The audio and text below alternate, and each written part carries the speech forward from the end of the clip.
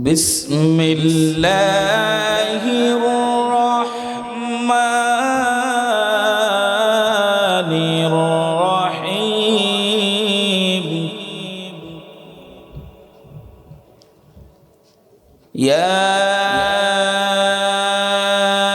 أيها الذين آمنوا كتب عليكم الصيام كما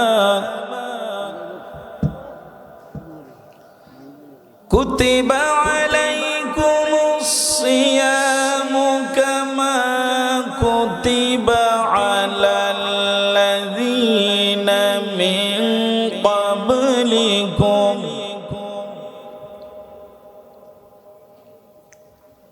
كتب على الذين من قبلكم لعلكم تتقون أياما معدودات فمن كان منكم مريضا أو على سفر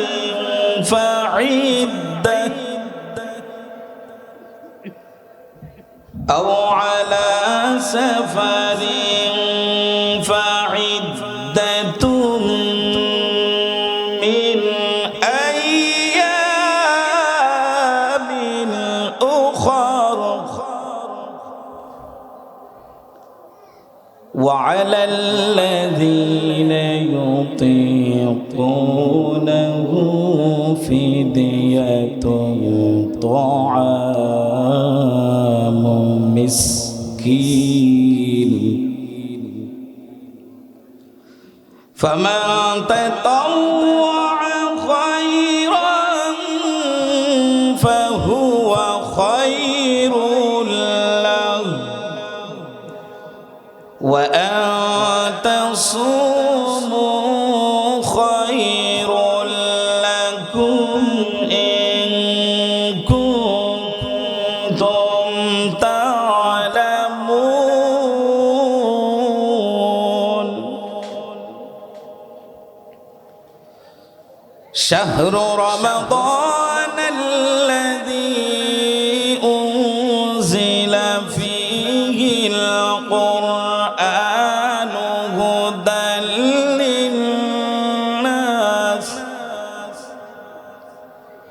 هدى للناس وبينات من الهدى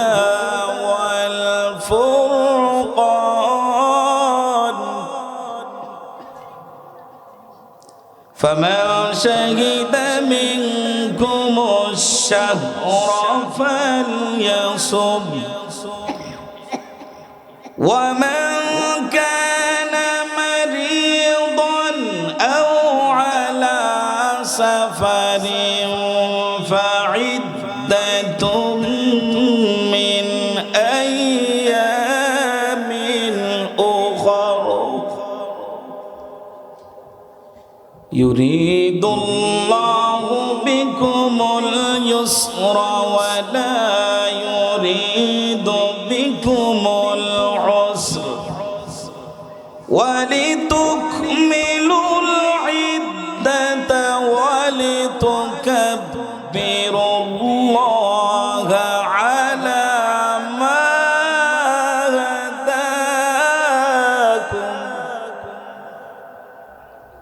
على ما هداكم ولعلكم تشكرون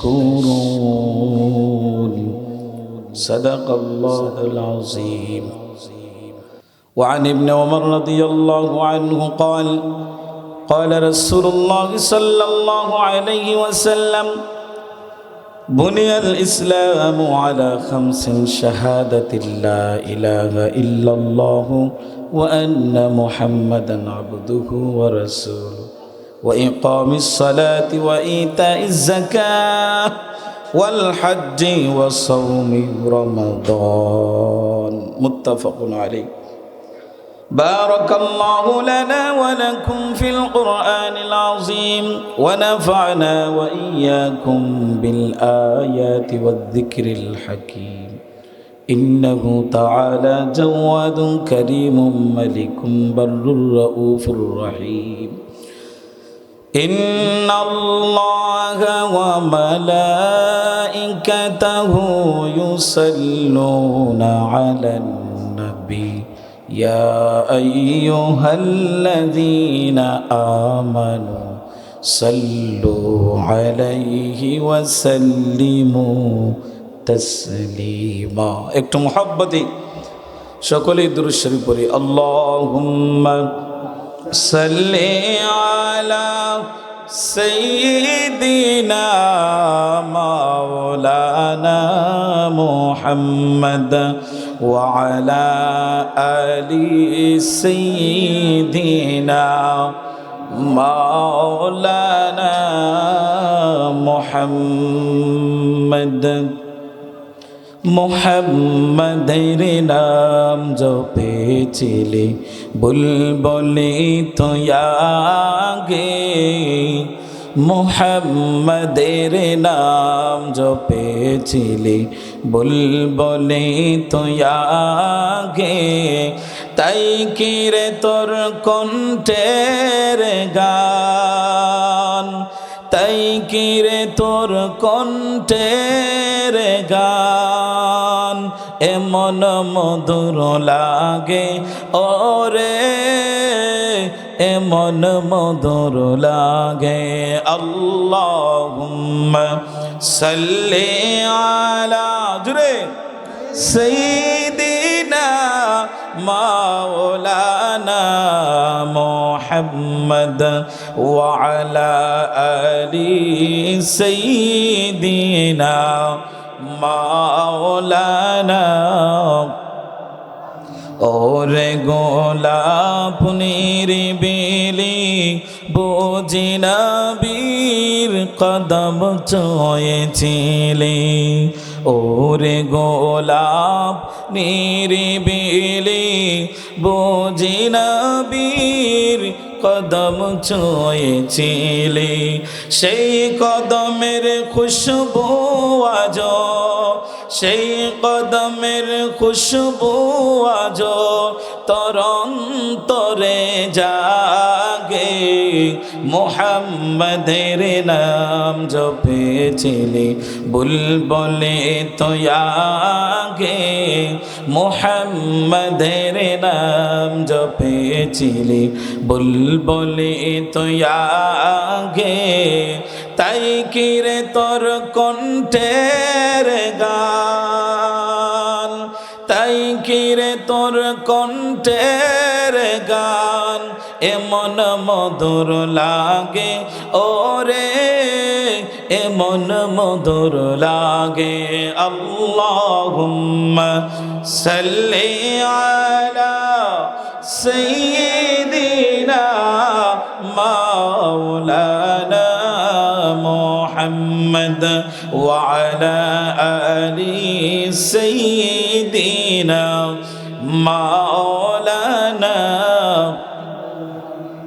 মোর নবীকে লুকিয়ে রেখে তার পেশানির জ্যোতি মেখে মোর নবীকে লুকিয়ে রেখে তার পেশানির জ্যোতি মেখে ওরে ও ছাদ রঙ্গিলা কি ওরে ও চাঁদ রঙ্গিলা কি তুই গভীর অনুরাগে মোহাম্মদের নাম জপেছিলে বুলবুলে তো আগে মোহাম্মদের নাম জপেছিলে বুলবুলে তো আগে তাই কিরে তোর কণ্ঠের গান তাই কিরে তোর কণ্ঠের গান এমন মধুর লাগে ওরে এমন মধুর লাগে আল্লাহুম্মা সাল্লি আলা সাইয়্যিদিনা মাওলানা মুহাম্মদ ওয়া আলা আলি সাইয়্যিদিনা মাওলানা আল্লাহু আল্লাহ আল্লাহু আল্লাহ আল্লাহু আল্লাহ আল্লাহু আল্লাহ আল্লাহু আল্লাহ একসাথে সবাই আল্লাহু আল্লাহ আল্লাহু আল্লাহ আল্লাহু আল্লাহ আল্লাহ তোমার দরার মাঝে কত জানা জানা সৃষ্টি আছে আল্লাহ তোমার দরার মাঝে কত জানা জানা সৃষ্টি আছে কেউ নেই তোমার ওই নাম জপে না কেউ নেই তোমার ওই নাম জপে না তোমার নামের তসবিহ জপে না আল্লাহু আল্লাহ আল্লাহু আল্লাহ আল্লাহু আল্লাহ আল্লাহ আল্লাহ আল্লাহ আল্লাহ আল্লাহ আল্লাহ আল্লাহ জবান খুলে আল্লাহ আল্লাহ কোন সাধনে পাইব আপনায় গো নবীজি কোন সাধনে পাইব আপনায় আল্লাহ আল্লাহ আল্লাহ আল্লাহ আল্লাহ কোন সাধনে পাইব আপনায় গো নবীজি কোন সাধনে পাইব আপনায় আল্লাহ আল্লাহ আল্লাহ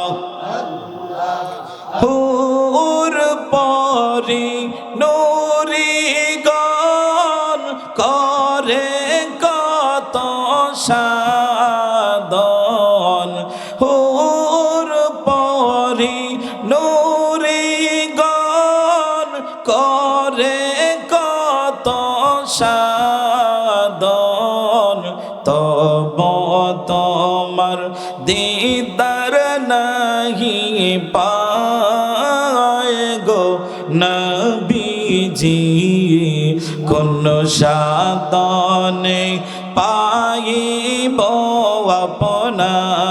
আপনায় কোন সাধনে পাইব আপনায় গো নবীজি কোন সাধনে পাইব আপনায় আল্লাহ আল্লাহ আল্লাহ আল্লাহ জবান খুলে আল্লাহ আল্লাহ আল্লাহ আল্লাহ আল্লাহ আল্লাহ কোন সাধনে পাইব আপনায় গো নবীজি কোন সাধনে পাইব আপনায় আল্লাহ আল্লাহ আল্লাহ আল্লাহ দিন দুপুরে মাহালি মার দেশে রদ রদ পুরে মাহালি মার দেশে মেঘে মালা এসে ছায়া দিত গায়ে গো নবীজি কোন সাধনে পাইব আপনায় আল্লাহ আল্লাহ আল্লাহ আল্লাহ আল্লাহ কোন সাধনে পাইব আপনায় গো নবীজি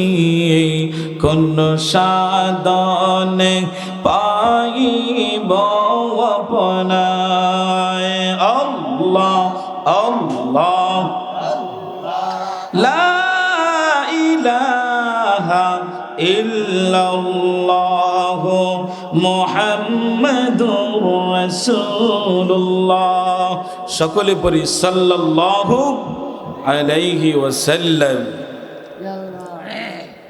হবিগঞ্জ জেলাদিন শরীফাবাদ হযরত শাহজালাল রাহমাতুল্লাহি আলাইহি জামে মসজিদ কমিটির উদ্যোগে আজকে 43তম বার্ষিক ঐতিহ্যবাহী তাফসীরুল কোরআন সুন্নি মহাসম্মেলনের সম্মানিত সভাপতি, আমার ডানে বামে বসা জাতির কাণ্ডারি বিভিন্ন মসজিদের ইমাম এবং খতিব, উলামায়ে কেরামগণ, আমার সামনে উপস্থিত আমার পিতৃতুল্য মুরব্বী বাবারা, আল্লাহ প্রেমিক, রসুল প্রেমিক, কোরআন প্রেমিক, আমার কলিজার টুকরা যুবক ভাইয়েরা, মাদ্রাসা, স্কুল, কলেজ, ভার্সিটির আমার ছাত্র বন্ধুগণ, পর্দার অন্তরালের সম্মানিত মা ও বোনেরা, আসুন সকলেই মহান রব্বে করিমের দরবারে আমরা শুকরিয়া আদায় করছি যে আল্লাহ পাক আপনাদেরকে এমন সুন্দর একটি জান্নাতের বাগান আয়োজন করার তৌফিক দিয়েছেন। আমরা আসতে পেরেছি, বসতে পেরেছি। মহান রব্বে করিমের দরবারে সকলেই শুকরিয়া আদায় করি পড়ি আলহামদুলিল্লাহ। আরও জোরে বলি আলহামদুলিল্লাহ। আজকের মাহফিল হওয়াতে আমরা খুশি না বেজার? জোরে বলুন, খুশি না বেজার? যদি অন্তর থেকে খুশি হয়ে থাকে আরো জোরে সুরে বলে আলহামদুলিল্লাহ। প্রশংসা করলাম কার? সর্ব অবস্থায় প্রশংসা করব কার? আপদে বিপদে প্রশংসা করব কার? আল্লাহ যেন আমাদেরকে সর্ব অবস্থায় আল্লাহর প্রশংসা করার তৌফিক দেন, বলেন আমিন। আরো জোরে বলেন আমিন। প্রিয় সুধী, আমাকে একটা বিষয় দেওয়া হয়েছে, এর আলোকে কোরআন এবং হাদিস থেকে কিছু তেলাওয়াত করেছি।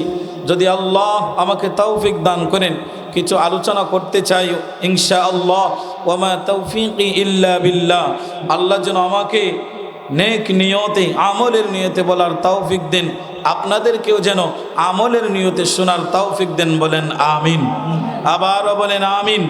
ততটুকু পর্যন্ত আলোচনা শুনতে রাজি আছেন নি? শুনবেন তো ইনশাআল্লাহ? থাকবেন তো ইনশাআল্লাহ? মাহফিলের আনাচে কানাচে আমার মনে হয় আরো বহু মানুষ আছে, তারা যদি আসতো তাহলে মাহফিলে জায়গা হতো। তারা কি মরবে না? তারা কি মরবে? মনে হয় মরবে না। কারণ যারা মরবে তাদের সওয়াবের প্রয়োজন আছে না নাই? যাদের জন্য আখিরাত আছে তাদের নেকের প্রয়োজন আছে না নাই? যারা মরবে না তারা চিন্তাই করে না, বলে আখিরাত বলতে আর কি আছে, মরলে তো ফসে গলে যাইব, ইটা সবের কোনো দরকার। এটাই তো বুঝাইতে চায়। না হয়তো নেক মজলিস, এখানে আসলে বসলে গুনাহ মাফ হয়। সুবহানাল্লাহ। আমার নবী বলেন, আল্লাহর কোন বান্দা যদি এমন নেক মজলিসে আসার জন্য ঘর থেকে বাহির হয়ে যায়, মাহফিলে পৌঁছা পর্যন্ত যতটা কদম সামনে বাড়বি, প্রত্যেকটা কদমে কদমে আমার আল্লাহ নেকির ব্যবস্থা করে দেন। জোরে বলুন সুবহানাল্লাহ।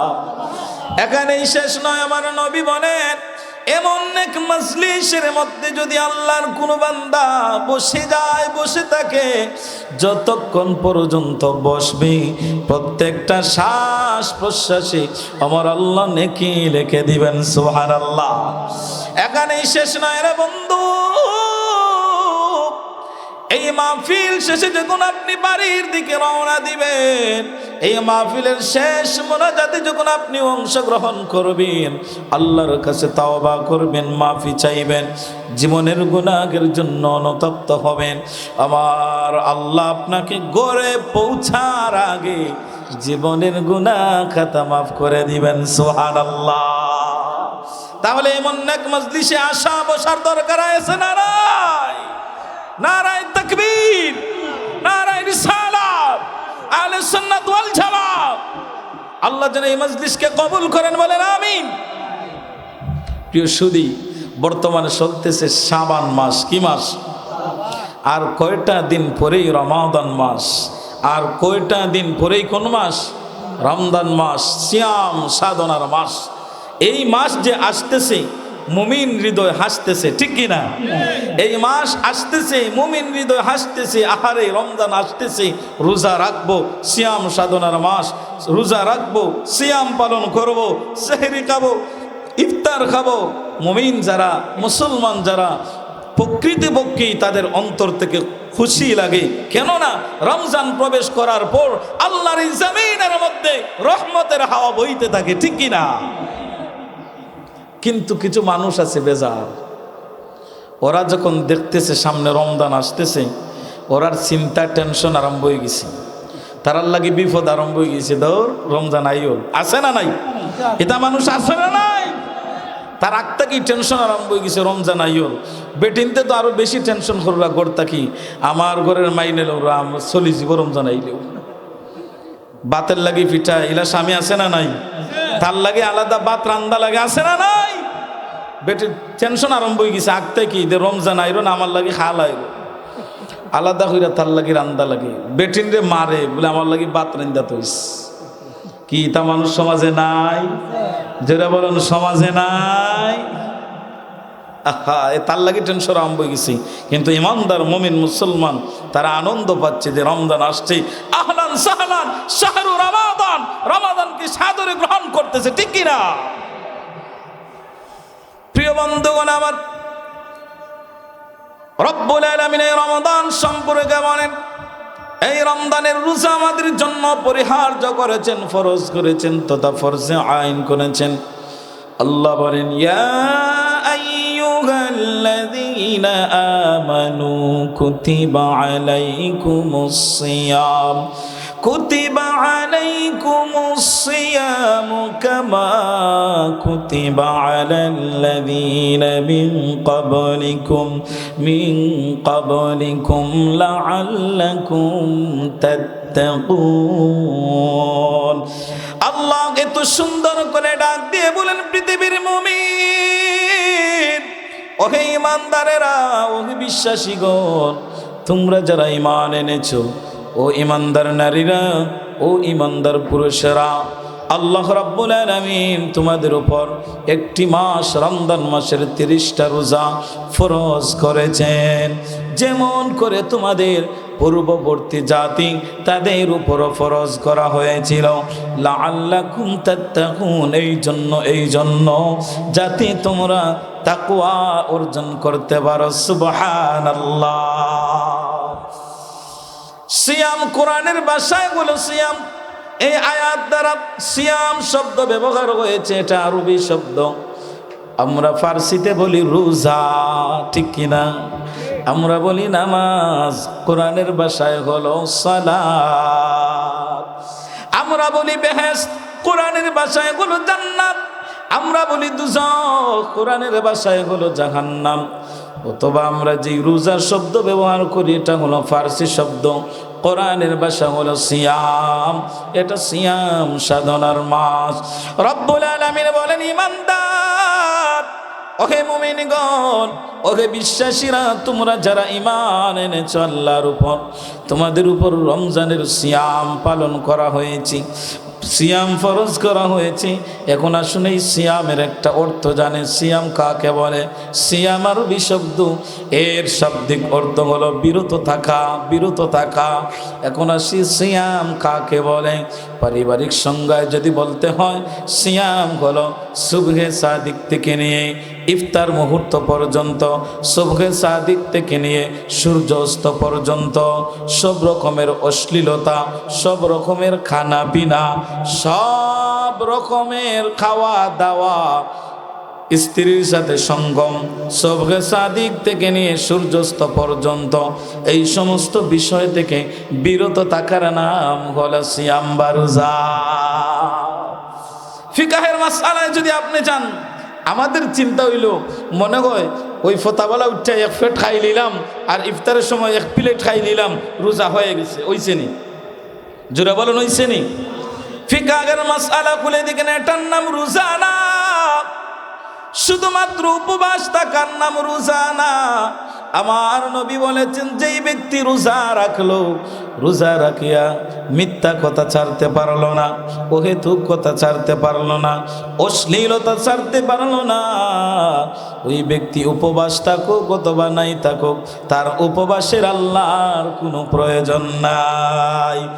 এই সহিহ হাদিস দ্বারা বুঝতে পারলাম, ও এলাকার মানুষেরা শুনে রাখো, শুধুমাত্র উপবাস থাকার নাম রোজা না।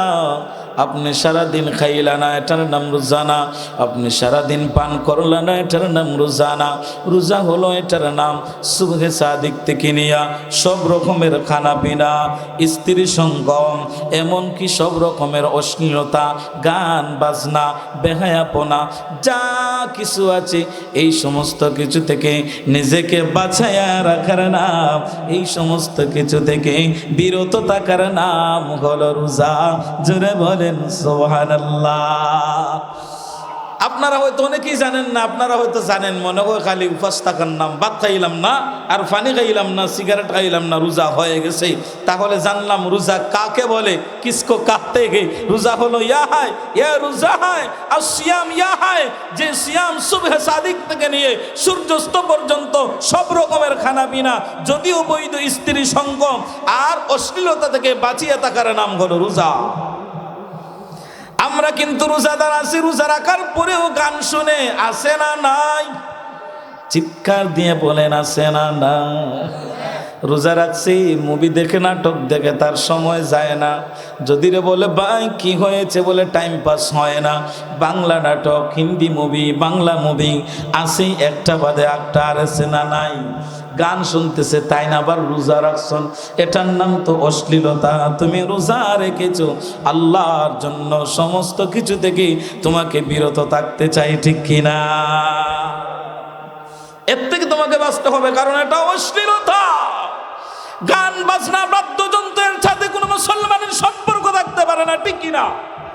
কোনো মুসলমানের সম্পর্কের সাথে থাকতে পারে না। আমি এই দেখলাম, এই দেখে আসলাম কিছু নর্তকী নিয়া মুসলিম সমাজ, যারা প্যান্ডালে বসে, যারা ওয়াজের মঞ্চে বসে, যারা লম্বা লম্বা দাড়ি রাখে, এদেরকে দেখা যায় ওয়াজের মঞ্চেও দেখা যায়, তাদেরকে আবার নর্তকীর মঞ্চেও দেখা যায়। কোন মুসলমান ভালো মঞ্চে আর ওই নর্তকীর মঞ্চে একসাথে থাকতে পারে না, ঠিক কিনা? আবু জেহেলেরও দাড়ি ছিল, রবীন্দ্রনাথের দাড়ি ছিল কিনা? মুসলমান হয়েছে?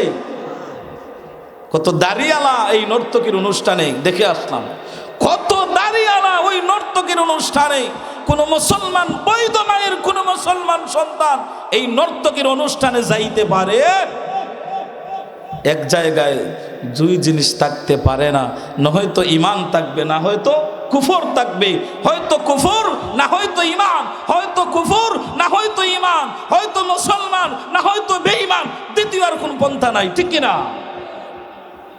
এরা ধোঁকা দিচ্ছে ইসলাম। সবাই যদি একসাথে রোজা পালন করে, সিয়াম পালন করে, তাহলে কঠিন বস্তুটাও সবার জন্য সহজ হয়ে যায়, ঠিক কিনা? একসাথে যদি কোনো বাড়ি কাজ একসাথে সবাই করে, তাহলে সকলের জন্য এটা কি হয়ে যায়? সহজ হয়ে যায়। কিন্তু আফসোসের বিষয় হলো রে, আমার সমাজের কিছু মুসলমান ভাইয়েরা আছে, রোজার যখন শেষ হয়ে যায়, ঈদের দিন জামাতের আগে থাকে, গুস্ত খাওয়ার বেলায় আগে থাকে, কিন্তু দেখেন রমজান মাসে হিন্দুরা হোটেলের মধ্যে লাল কাপড় লটকায়া রাখে, এটা হিন্দু হোটেল লেখে রাখে, এটা হিন্দুর জন্য খাদ্য। কেননা মুসলমানদের জন্য রোজা ফরজ, হিন্দুদের জন্য নয়, যাতে তারা আড়ালে খেতে পারে। কিন্তু আফসোস, দুঃখের বিষয় হলেও সত্য, আমার বহু মুসলমান ভাইয়েরা লুকায়া লুকায়া ওখানে গিয়া খায়, আছে না নাই? জোরে বলো না, আছে না নাই? আফসোস লাগে, যেখানে একটা হিন্দু মানুষ মুসলমানের সামনে লুকায়া রমজানে খায় না, বয় পায় আহারে মুসলমানেরা রোজা রাখছে, তাদের সামনে আমরা কেমন করে খাই, পর্দার সাথে পর্দার আড়ালে খায়। আফসোস হলেও সত্য, আমাদের কিছু নামদারি মুসলমানেরা ওই লাল পর্দার আড়ালে গিয়া রমজানে গিয়া ওখানে খায়, আছে না নাই? রমজানের পবিত্রতা হয় না। আরে বন্ধু, তুমি চিন্তা করতেছ রোজা ছাড়লে মনে হয় বড় কল্যাণ। না না, ওই রোজার কত মূল্য তুমি জানো নি? এই রোজার কতটুক ফজিলত জানো নি? সিয়াম সাধনার মাস কতটুক ফজিলত, যেই মাসে একটা নফল যদি কেউ আদায় করে অন্য মাসের ফরজের সওয়াব দান করা হয়। সুবহানাল্লাহ। যেই মাসে কেউ যদি একটা ফরজ আদায় করে অন্য মাসের 70টা ফরজ আদায় করার সমান সওয়াব আল্লাহ রেখে দেন। সুবহানাল্লাহ বলেন না? এটা হলো মুমিনদের ইবাদতের মৌসুম। যেমন করে কৃষক যখন ধান রোপণ করে, তখন কৃষক যখন ধান রোপণ করে আসে, বৈশাখ মাস অগ্রহায়ণ মাস যখন আসে, তখন তাদের চিন্তা আমি গোলা ভরা ধান পাবো, উগার ভরা ধান পাবো। ওই সময় হলো ওই মৌসুমে নিজের ফসল উগারে তোলার সময়, তখন কৃষকের মুখে হাসি ফুটে, ঠিক কিনা? কৃষকের মুখে হাসি ফুটে, আমার গোলা ভরা ধান, উগার ভরা ধান উঠবে। ঠিক মুসলমানদের, মুমিনদের উৎসবের, আমলের উৎসবের সময়, আমলের উৎসবের সময় হলো রমজান মাস। আল্লাহ এখানে আমাদের পার্সেন্টেজ লাগায় রাখছেন 1/70। এটা হলো ইমানদারের ইবাদতের মৌসুম। রমজান হলো মুসলমানের ইবাদতের মৌসুম। রমজান হলো মুমিন মুসলমানের ইবাদতের মৌসুম। ওই মাসে যত ইবাদত করা যায় আল্লাহর কাছে ততই ফজিলতপূর্ণ হওয়া যায়। সুবহানাল্লাহ। ও বন্ধু, জানো নি রে রমজানের একটা রোজার কত গুরুত্ব? তুমি হয়তো জানো না, জেনে নাও, জেনে নাও। রমজানের একটা রোজা যদি তুমি ইচ্ছা করে ছেড়ে দাও, তাহলে আল্লাহ যদি একটা উদাহরণ দেই, আল্লাহ যদি আপনাকে কিয়ামত পর্যন্ত হায়াত দেন, দিবেন না, কিন্তু যদি কিয়ামত পর্যন্ত হায়াত দেন আর প্রতিদিন আপনি রোজা রাখেন, কিয়ামত পর্যন্ত যদি আপনার হায়াত থাকে, প্রতিদিন যদি আপনি এক একটা রোজা রাখেন, ওই যে রমজানের একটা রোজা ছাড়ছিলা, কিয়ামত পর্যন্ত নফল রোজা রাখলে গো রমজানের রোজার পূর্ণতা হবে না। বুঝেননি এই রোজার কতটুক দাম? এই রমজান মাস আসছে, অবহেলায় চলে যায়, অবহেলায় চলে যায়, রাখমুনে রাখমুনে বলে চলে যায়। ও ইমানদার, সাবধান হয়ে যাও, এখন থেকে নিজেকে তৈরি করো, ইরাদা করো, ওয়াদা করো, রমজান আসছে, আমি তৈরি হচ্ছে, আমি আর রোজা ছাড়ব না, রোজা ছেড়ে দিব না, ইচ্ছা করে রোজা ছাড়ব না। আমার নবী সাল্লাল্লাহু আলাইহি ওয়াসাল্লাম বলেন, ওয়ান ইবনে উমর রাদিয়াল্লাহু আনহু قال قال رسول الله صلى الله عليه وسلم بني الإسلام على 5 شهادة لا إله إلا الله وأن محمدا عبده ورسوله।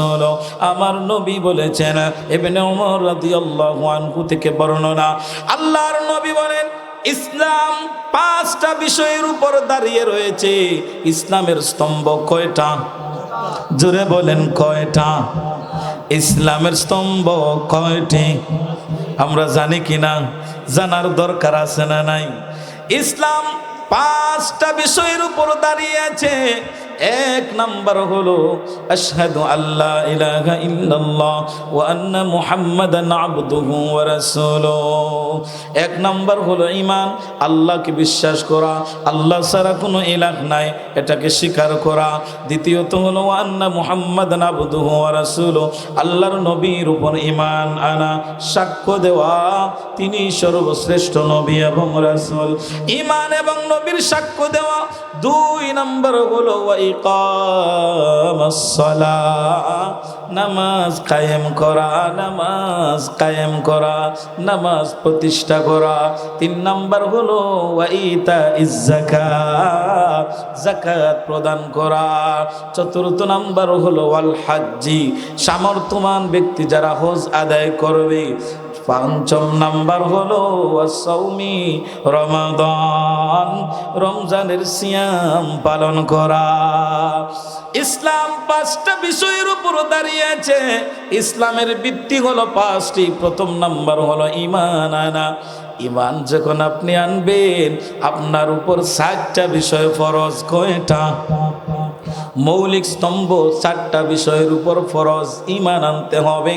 ইকরার বিল লিসান, তাসদীক বিল জিনান, আমল বিল আরকান। 4টা বিষয় আপনাকে মেনে নিতে হবে, অন্তর দ্বারা মানতে হবে, মুখ দ্বারা স্বীকার করতে হবে, আমলে পরিণত করতে হবে। 1 নাম্বার হলো নামাজ প্রতিষ্ঠা করা। 2 নাম্বার হলো যাকাত দেওয়া। 3 নাম্বার হলো হজ করা। তারপরে হলো সিয়াম। এই 4টার মধ্যে 2টা ইবাদত হলো মালিয়া। 2টা ইবাদত হলো যারা ধনী, যারা টাকাওয়ালা, যারা জমিওয়ালা, যারা ব্রেক ইন্ডাস্ট্রিজের মালিক, এদের জন্য, তথা ধনী ব্যক্তি যারা, এদের জন্য হজ, এদের জন্য হলো যাকাত। এই 2টা। আর বাকি যেই 2টা ইবাদত, নামাজ এবং রোজা, নামাজ এবং রোজা, এই 2টা হলো ফকির, ইয়েতিম, মিসকিন, রাজা, প্রজা, ধনী, গরিব সবার জন্য আমভাবে ফরজ। চিৎকার দিয়ে বলেন সুবহানাল্লাহ। ধনী গরিব সবার জন্য 2টা ইবাদত আমভাবে, ফকির, মিসকিন, অসহায়, রাজা, প্রজা সবার জন্য নামাজ কায়েম করা আর রমজানের সিয়াম পালন করা। এটা ফরজে আইন। এই ফরজটা যদি আপনি লঙ্ঘন করেন, জানেননি কত বড় অপরাধ। ফরজ যদি কেউ লঙ্ঘন করে, তার জন্য তার কবিরা গুনাহ হয়, গুনাহে কবিরা হয়। তাওবা যদি করে না, মাফ হয় না। ফরজ যদি ইচ্ছা করে কেউ লঙ্ঘন করে, গুনাহে কবিরা হয়। ওই ব্যক্তি জাহান্নামে যায়। ওই ব্যক্তি কোথায় যায়? জোরে বলুন, কোথায় যায়? ফরজ যদি কেউ লঙ্ঘন করে, ওই ব্যক্তি জাহান্নামী হয়। সমস্ত উলামায়ে কেরাম একমত। তাহলে চিন্তা করো কত নামাজ ছাড়ছো। নামাজ 5 ওয়াক্তের নামাজ ফরজ না নফল? জোরে বলেন, ফরজ না নফল? জিকিরও লাগাইলে উপায় নাই, কিন্তু নামাজ পড়ে না, আছে না নাই? নামাজের লগে লগ নাই। জিকির মারিয়া নামাজ চাইরিয়া জান্নাত যাওয়া যাইবনি। জোরে বলেন, যাইবনি। জিকির হলো নফল, নামাজ হলো ফরজ। নামাজের মধ্যে জিকির আছে না নাই? সুবহানা রাব্বিয়াল আ'লা আসেনি? সুবহানা রাব্বিয়াল আযীম আসেনি? রব্বানা লাকাল হামদ আছে তো? আল্লাহু আকবার আছে না নাই? ও বন্ধু, যেই ব্যক্তি দৈনিক 5 ওয়াক্ত নামাজ আদায় করে, জিকির হয়ে যায় সুবহানাল্লাহ। আর নামাজ যদি ছেড়ে দেয়, ওই ব্যক্তি যদি তাওবা না করিয়া মারা যায়, বন্ধুরে, জাহান্নাম ছাড়া উপায় নাই, জাহান্নাম ছাড়া উপায় নাই। ঠিক রমজানের রোজাও যদি ইচ্ছা করে সে কেউ ত্যাগ করে, রমজানের রোজা যদি ইচ্ছা করিয়াছে কেউ যদি ছেড়ে দেয়, ওই ব্যক্তি যদি তাওবা না করে ইন্তেকাল করে আল্লাহর কাছ থেকে যদি মাফি না নেয়, তাহলে তার ঈমানও চলে যেতে পারে। ঈমান নিয়ে মৃত্যুবরণ করবে না? নাউজুবিল্লাহ। কেননা যারা জানিয়া বুঝিয়া ইচ্ছা করিয়া নামাজ সারে, রোজা সারে, এরা গুমরাহির মধ্যে থাকে।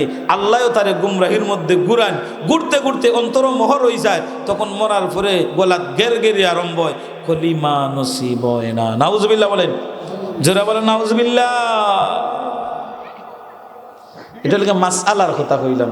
এখন আপনি যদি কোন না আমি জোর হইলে জান্নাতে যাইমু, খামাইব নি? আপনি যদি কোন আমি জোর হইলে যাইমু কি নামাজ পড়ছি না দেখি তৈছে আমি জান্নাতে যাইমু, কি খামাইব?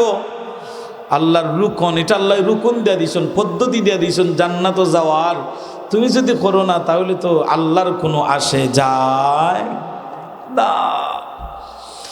আল্লাহ বলেন লাআল্লাকুম তাত্তাকুন, ঈমানদারগণ এই রমজানের রোজা তোমরা যদি পালন করো তাহলে তোমাদের তাকওয়া অর্জন হবে, আল্লাহর ভয় অর্জন হবে, আল্লাহর উপর তাওয়াক্কুল বাড়বে, আল্লাহর ভয় অন্তরের মধ্যে সঞ্চয় হয়ে যাবে। আল্লাহর ভয় ঢুকে দেখবেন রমজান যখন আসে মানুষের মধ্যে পরিবর্তন আসে না নাই? যারা বলুন মানুষের মধ্যে পরিবর্তন আসে না নাই? মানুষের মধ্যে পরিবর্তন আসে, মানুষ নামাজি হয়, মানুষ মাথার মধ্যে টুপি দেয়, মানুষের যেন আলাদা একটা ইমেজ তৈরি হয়ে যায়, মানুষের অন্তরে যেন খুশি খুশি ভাব। অন্য বেলা দেখা যায় অসুস্থ, রমজান আইলে সুস্থ হয়ে যায়, ঠিক কিনা? রমজানের বাতাস হলো রহমতের বাসা। দেখবেন রমজানের আগে কত অশান্তিতে দিন কাটে, রমজান ঢুকার পরেই শান্তি বিরাজমান, ঠিক কিনা? এই রমজান আসে এই জন্য তার নাম ওই রমজান। রমজান শব্দের অর্থ হলো জ্বালাইয়া দেওয়া। এই রমজান মাস যখন আসে মুমিন ইমানদারের গুনাহ জ্বালাইয়া দে, সুবহানাল্লাহ।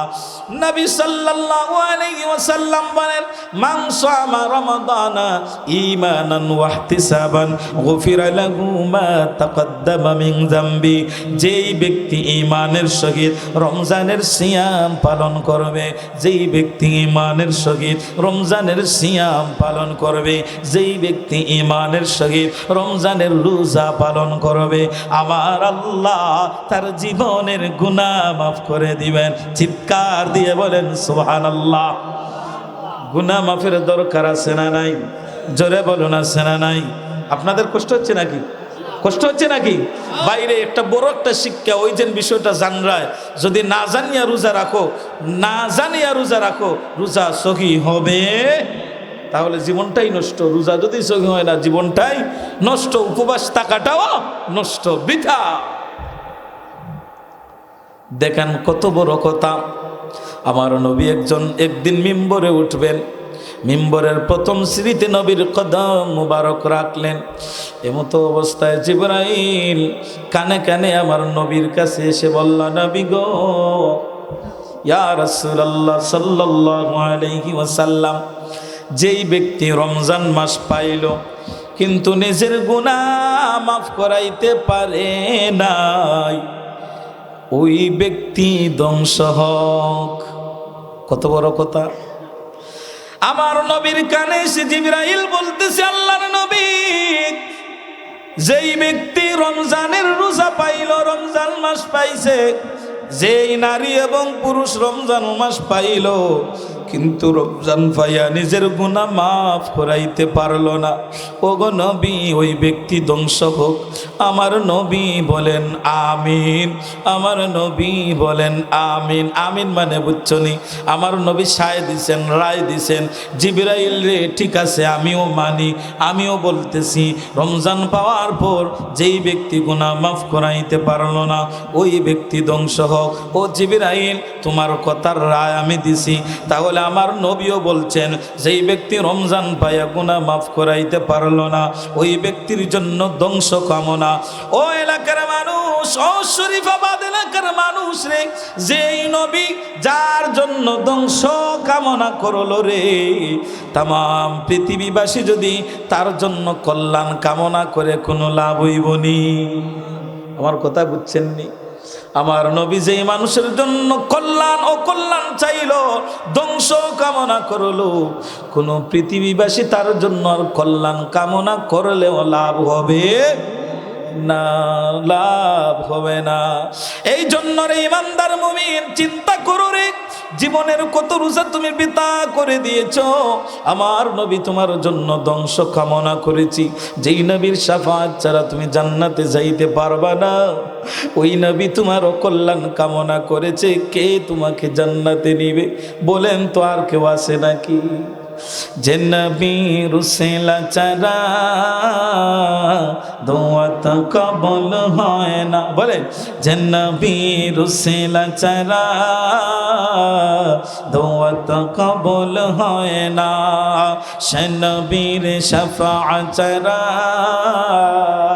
জান্নাতে যাওয়া যায় না। বলেন একটু আমার সাথে, যে নবীর উসিলা ছাড়া দোয়া তো কবুল হয় না। সে নবীর শাফাআত ছাড়া জান্নাতে যাওয়া যায় না। যাওয়া যাবে জান্নাতে?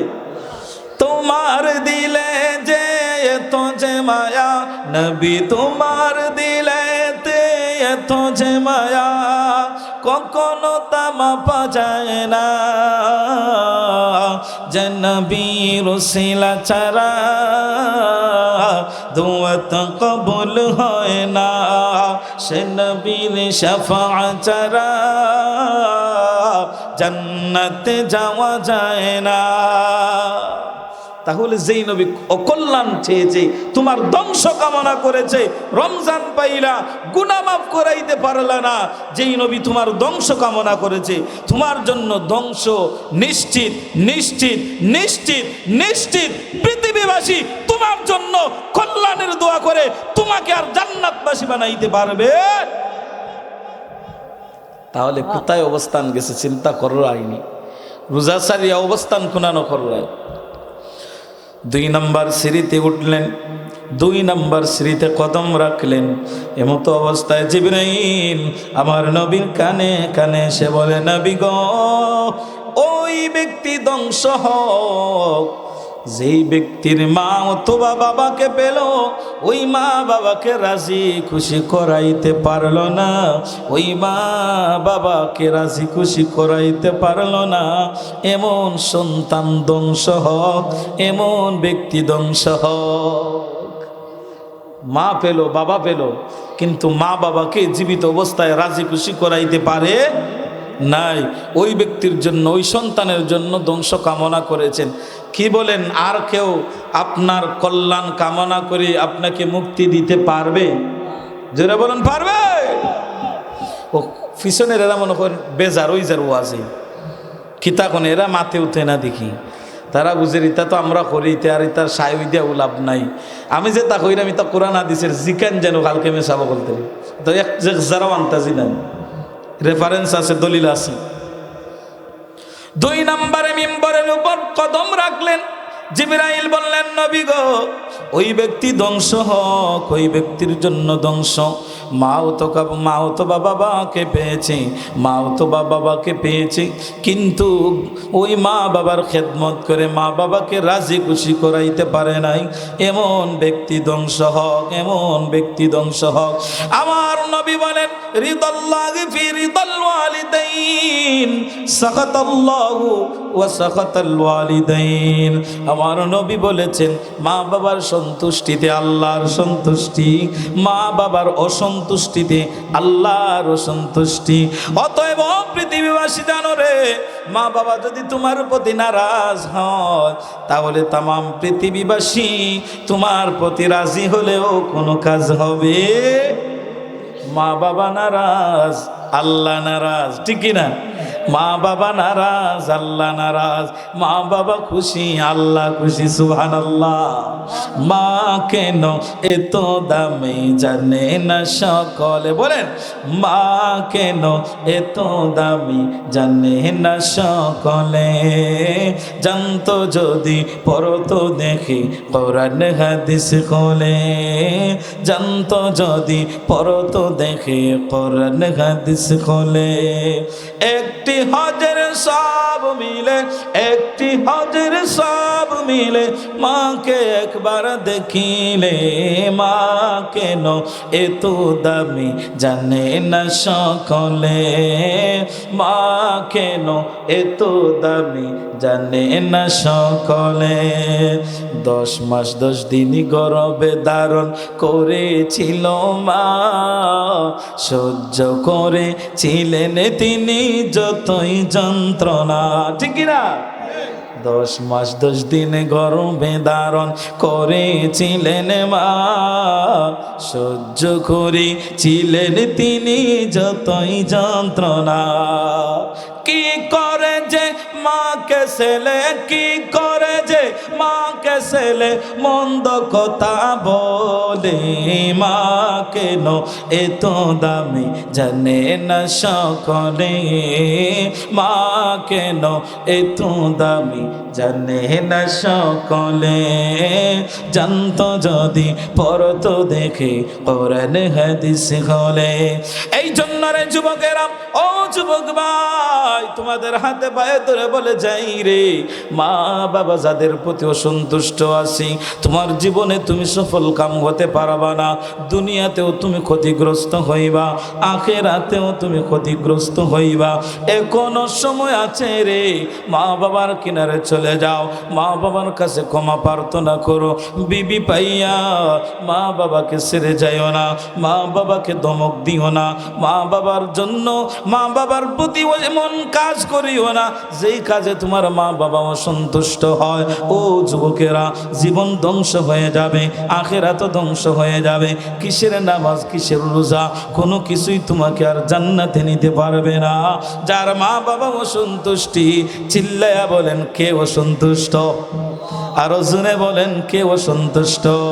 তাহলে তাকে অসন্তুষ্ট রাখিয়া পৃথিবীর কোনো মানুষ কল্যাণকামী হতে পারে? জিবরাইল বলতেছেন, নবী গো, ওই ব্যক্তি ধ্বংস হোক, মা পাইলো, বাবা পাইলো, দুইজন পাইলো, অথবা যে কোনো একজন পাইলো, এদের খেদমত করিয়া জান্নাত অর্জন করতে পারলো না, তাদের জন্য ধ্বংস। আমার নবী বলেছেন ধ্বংস, আমার নবী যেখানে ধ্বংস বলেছেন, এই ধ্বংসের হাত থেকে পৃথিবীর কেউ বাঁচাতে পারবে না।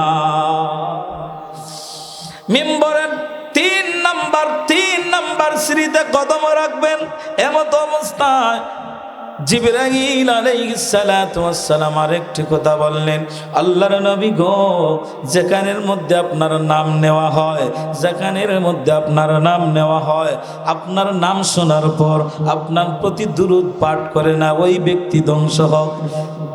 আপনার প্রতি যেখানে আপনার নাম নেওয়া হয়, আপনার নাম নেওয়ার সাথে সাথে কেউ দুরূদ শরীফ পাঠ করলো না, তারা ধ্বংস হোক।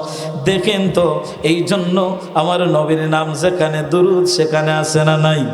জোরে বলুন আছে না নাই? জোরে বলেন একটু, সাল্লাল্লাহু আলা মুহাম্মাদ সাল্লাল্লাহু আলাইহি। ইয়া আল্লাহ, যারার জবান বন্ধ টাটা পড়েছি মুখো, জবান বলে বলেন, সাল্লাল্লাহু আলা মুহাম্মাদ সাল্লাল্লাহু আলাইহি ওয়াসাল্লাম, সাল্লাল্লাহু আলা মুহাম্মাদ সাল্লাল্লাহু আলাইহি। যেখানে এই নবীর নাম আছে সেখানে দুরূদ আছে না নাই? পড়বেন তো ইনশাআল্লাহ। আমার নবী বলেছেন, ওই ব্যক্তি সবচাইতে বড় বখিল, ওই ব্যক্তি সবচাইতে বড় কৃপণ। তার মতন কৃপণ আল্লাহর জমিনের মধ্যে আর নাই, তার মতন কৃপণ মানুষের মধ্যে আর কেউ হতে পারে না। যেই ব্যক্তি আমার নবীর নাম শুনলো, দুরূদ পাঠ করলো না। আমরা কৃপণ হতে চাই না, নবীর দুরূদ পাঠের দরকার আছে না নাই? ও আমার বন্ধু, এই যে 3টা বিষয় সর্বপ্রথম বললাম, রমজান পাওয়ার পর গুনাহ মাফ করাইতে পারলো না। এই জন্য রমজান মাস আসছে আমাদের গুনাহ মাফ করানোর জন্য, ঠিক কিনা? রমজান মাস 3টা ভাগে বিভক্ত। প্রথম 10 দিন হলো রহমতের 10 দিন, ঠিক কিনা? আমার সাথে কথা বলেন, তাহলে ভালো লাগবে, বুঝা দিব আপনারা বুঝতেছেন আলোচনা। এটা কিন্তু একটা ক্লাসের মতন হচ্ছে, আশা করি আপনারা বুঝতেছেন, আমল করার চেষ্টা করবেন। রমজানের প্রথম 10 দিন হলো কি? রহমতের 10 দিন। রহমতের 10 দিন। মধ্যখানের 10 দিন হলো মাগফিরাতের 10 দিন, ঠিক কিনা? শেষের 10 দিন হলো নাজাতের 10 দিন। এই যে রমজানের 30টা দিনকে আল্লাহ এত সুন্দর করে ভাগ করে দিয়েছেন ও মুমিন মুসলমানরা।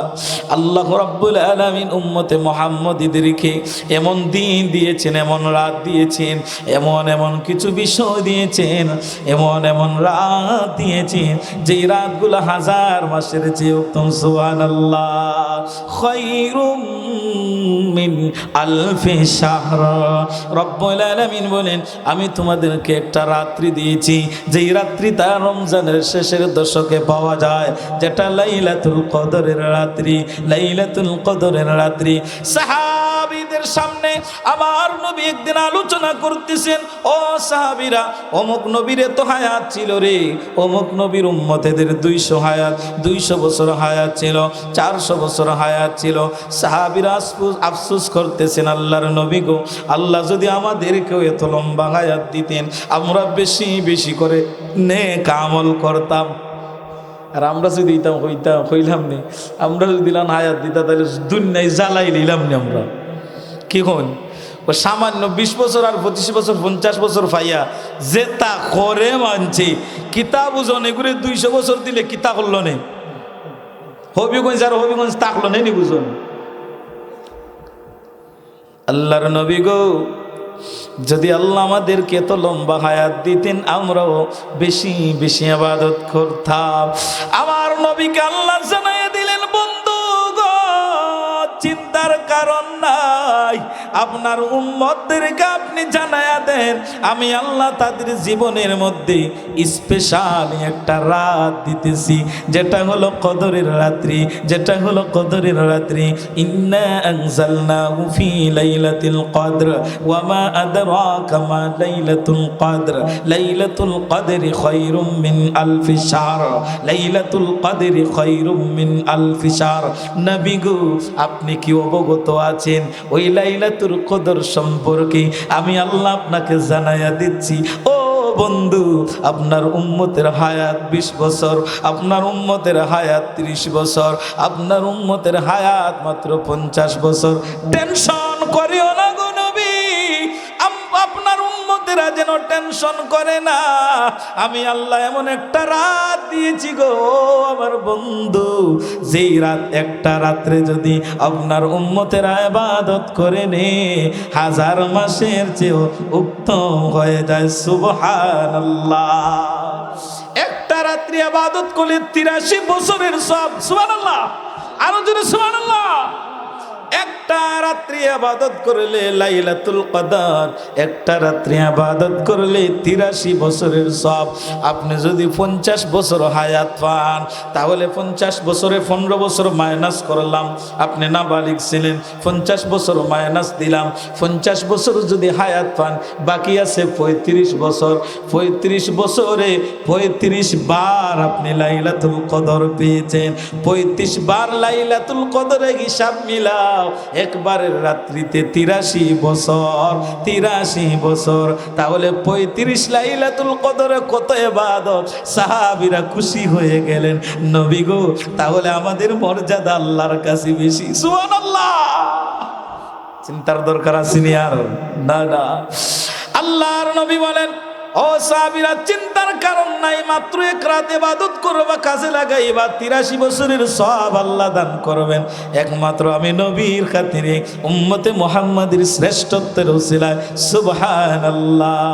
সবসে আলা আলা হামারা নবী। জবান খুলে, সবসে আলা আলা হামারা নবী, सबसे बाला आला हमारा नबी, अपने मौला का प्यारा हमारा नबी, सबसे आला आला हमारा नबी, सबसे बाला आला हमारा नबी। अल्लाहु আকবার।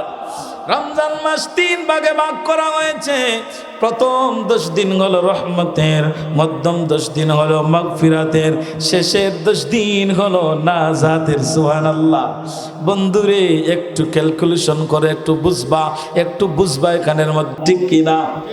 তাহলে তুমি দেন ফয়লা ফয়লা রঙ্গে রঙ্গে আইলাই, বাদে আর খবর নাই 2 দিন আর 3 দিন বাদে আর রমজান আলী ফুরান হয়ে যায়, আর খবর নাই। একবারে শেষের 27 দিন আয়, ঈদের দিন জামাত আইয়া বুঝাইতে চায় সব রোজা রাখছি। কি বলেন? দেখা যায় যারা সারাটা মাস কষ্ট করছে রোজা রাখে, আগের কাতারও তার আর স্থান নাই, জায়গা মিলে না, আছে না নাই? কিন্তু আমি মিথ্যা কইরা এমনি যারা কষ্ট হইরনি, আপনারা যারা বলেন কষ্ট হইরনি কেন মুসলমান? এই জন্য বললাম, প্রথম যদি তুমি রহমত প্রাপ্ত হও, মাগফিরাত প্রাপ্ত হইবা, তারপরে তুমি নাজাত প্রাপ্ত হইবা।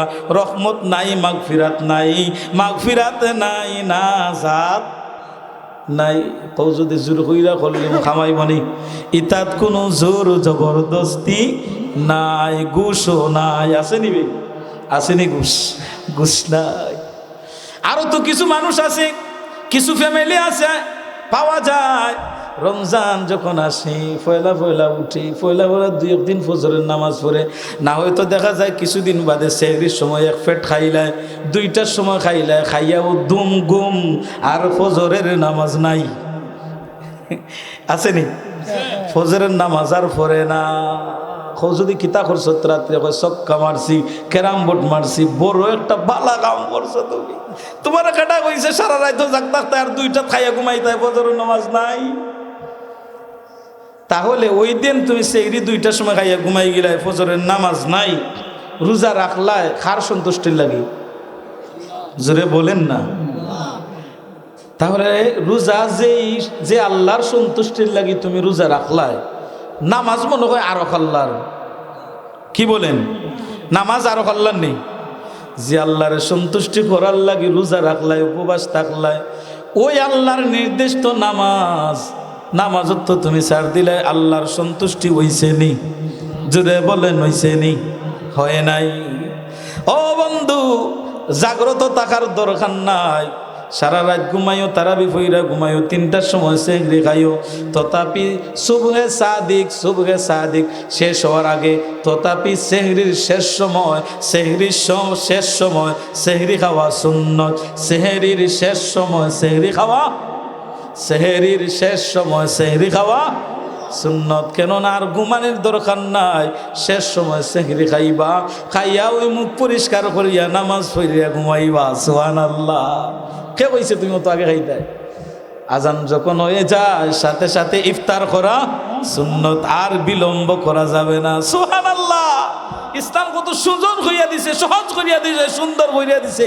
তুমি তো উল্টা পাল্টা বানাইয়া তুমি বেজাল গোটায় রায়। ইসলাম কইয়া দিছে সেহরি শেষে খাও, আর ইফতার আজান হওয়ার সাথে সাথে লেটার হইল না, ইফতার তাড়াতাড়ি করো, সুন্নত। তাড়াতাড়ি ইফতার করা কিতা সুন্নত।